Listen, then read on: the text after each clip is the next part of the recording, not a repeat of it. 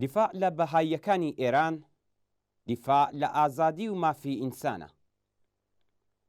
راپۆرتەکان باسلەوە دەکەن کە لەم ڕۆژانەدا بۆ جارێکی دیکە گوشار بۆ سەر بەهاییەکان و بە تایبەتی ڕەوتی زەوتکردنی داراییەکانیان تونتر بۆتەوە.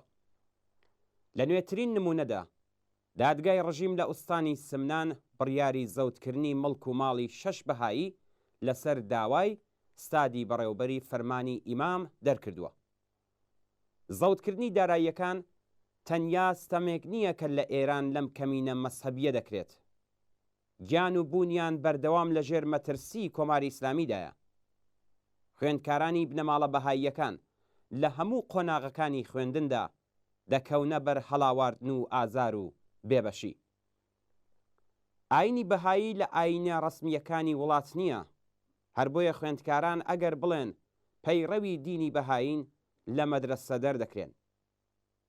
لەو فۆرمانەدا کە بۆ وەرگرتن لە زانکۆکان پڕ دەکرێنەوە، ئەگەر خوێندکاران بڵێن بەهاین بە ڕەسمی وەرناگیرێن و ئەگەر بە پرسیاری پەیوەندیدار بە مەسحەبی خۆیان وەڵام نەدەنەوە، دیسان بە بیانووی تەکمیل نەبوونی پەروەندە ڕەت دەبنەوە.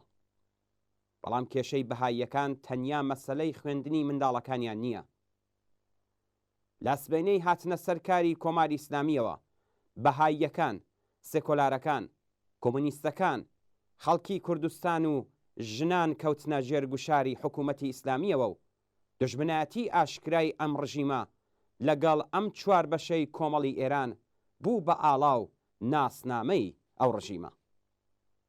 حکوومەتی ئیسلامی لەگەڵ هەموو شتێکی پێشکەوتن خواز، ئینسانی، مۆدێرن و خاوەنبایەخی جیهانی دژایەتی دەکات.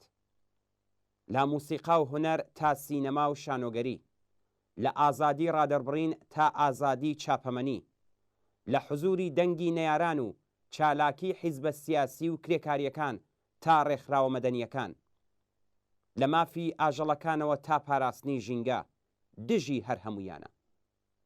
هیچ بوارێک نەبووە کە لەگەڵ سەرکوت و زیندان، ئەشکەنجە و ئیعدامی چالاکانی سەرەکی ئەو بوارانە بەڕەوڕوو نەبوو بێتەوە. بەڵام هەڵسوکەوتی ڕژیم لەگەڵ بەهاییەکان بە شێوازێکە کە یەکجار زیلانەتر و کۆنەپەرستانەتر بووە. ڕژیمی ئیسلامی بۆ لەناوبردنی فیزیکی بەهاییەکان بەردەوام هەوڵی داوە.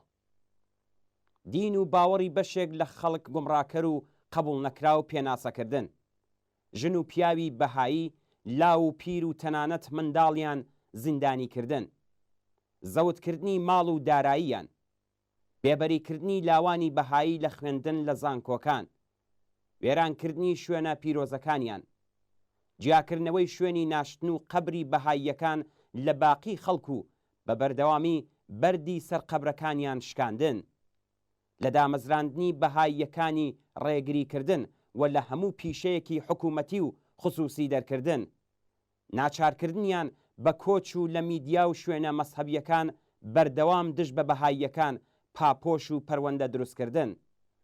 ئەوانە تەنیا بەشێکی چکۆلا لە سیاسەتی جێنۆسایدی بەهاییەکان لە ئێرانی ژێردەسەڵاتی حکوومەتی ئیسلامیدا بووە.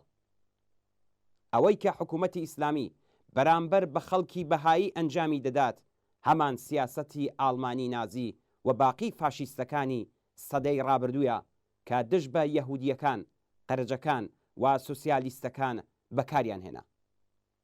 هەمان سیاسەتی خەلافەتی ئیسلامی عێراق و شام یان داعشە کە دژ بە کوردە ئیزدەدیەکان لە شەنگاڵ بەکردەوەیان دەرهێنا. بێدەنگی خەڵک و تەنانەت چاوپۆشی هێندێک لە ڕووناکپیران بەرامبەر سیاسەتی سڕینەوە و لە ناوبردنی خەڵکی بەهایی لەلایەن ڕژیمەوە، دەستی حکوومەتی ئیسلامی و ئەرازل و ئۆباشەکانی بۆ داسەپاندنی کارەساتی زیاتر بەسەر بەهاییەکان ئاواڵە هێشتۆتەوە. ئەگەر خەڵکی ئێران لەسەری وەختی خۆیدا و بە شێوەیەکی گونجاو لە بەرامبەر لەشکەرکێشی و فەرمانی جیهاد دژ بە خەڵکی کوردستان ڕاوەستابایان، ئەگەر هەڵاواردن و سەرکوتی بەهاییەکانیان بە دەستپەیەکی سەرکوت و بێمافی خۆیان زانیبایە، ئەگەر کوشتاری هێزە چەپ و کۆمونیستەکانیان مەحکوم کردبایە، ئەگەر هەڵاواردنی ڕیشەدار و تند و تیژی دژ بە ژنانیان، هەڵاواردن و بێمافی دژ بە کۆمەڵ پێناسە کردبایە، ئێستا هەموو ڕۆژێ شایەدی کارەسات دژ بە خەڵکی بەهایی نەبووین. دیفاع و پشتیوانی لە خەڵکی بەهایی لە بەرامبەر سیاسەتی فاشیستی و جێنۆسایدی حکوومەتی ئیسلامی، دیفاع لە مافی مرۆڤ، دیفاع لە ئازادی دین و بێدینی، دیفاع لە جیایی دین لە دەوڵەتە. جیایی دین لە دەوڵەت نەبوونی دینی ڕەسمی، جیایی دین و مەسەب لە پەروەردە و بارهێنان، ئازادی دین و لەوەش گرنگتر ئازادی بێدین و بڕینی هەر جۆرە یارمەتیەکی ماڵی و دەوڵەتی بە ناوەندەکان و دەستگای مەسهەب و ماڵیات وەرگرتن لە سەرچاوەی دارایی و تەجاری ناوەندە مەسهەبیەکان مەرجی پەیویستی ڕێگری لەو کارەساتانەیە کە دژ بە خەڵکی بەهایی و باقی کەمینە مەسهەبیەکان لە ئارادایە. ئەگەرچی ئازادی و مافەسەرەتاییەکانی خەڵکی ئێران پتر لە 4 دەهەیە بە تونند و تیشترین شێوە لەلایەن کۆماری ئیسلامیەوە پێشێل دەکرێت، بەڵام لەو نێوەدا بەهاییەکان تەنیا لەبەر باوەڕیان گەلێک بێبەشی و ڕەنج و ئازاری زیاتریان بەسەردا سەپاوە و گیان و بوون و نەبوونیان لە مەترسیدا بووە. هەر ئەم ڕئیسیەی سەرۆک کۆمار حکمی ئیعدامی دەیان بەهایی بە پەروەندەی ساختە و تۆمەتی درۆین دەرکردووە. پێویستە هەر لەمڕۆوە بە هەموو ئیمکاناتی بەردەست و بەبێ هیچ ئەمما و ئەگەرێک لە مافی ئینسانی خەڵکی بەهایی لە بەرامبەر ڕژیمی ئیسلامی ئێراندا دیفاع بکەین. یەکێک لە شانازیەکانی خەڵکی خەباتکار لە کوردستان پێکەوە ژیانی ئاشتیانەی هەموو دین و مەسحەبەکان لەوانە حزور و تەحملی بەهاییەکان بووە. کوردستان ئێستاش تەنیا ناوچە ویان لەو دەگمەن ناوچانەیە کە بەهاییەکان لەلایەن خەڵکەوە بە باوەشی ئاواڵەوە وەردەگیرێن و دین بە بابەتی شەخصی خەڵک پێناسە دەکرێت. بەهاییەکان و پەیڕەوان و باوەڕمەندانی هەر دین و مەسحەبێک، هەر بیر و باوەڕێک پێویستە بتوانن لە ئازادی و ئەمنیەتدا بژین و گیان و ماڵیان لە هەر جۆرە دەستدرێژی حکوومەتی ویان تونند و تیژی دار و دەستەی ئەرازل و ئۆباشی مەسحەبی لە ئەماندا بێت. هێرش و تونند و تیژی دژ بە بەهاییەکان، ڕق و کینەنانەوە لە دژیان پێویستە دەستبەجێ کۆتایی پێبێت و بەهاییەکان بتوانن لە ئەمنیەت و ئازادیدا کار بکەن و بژین.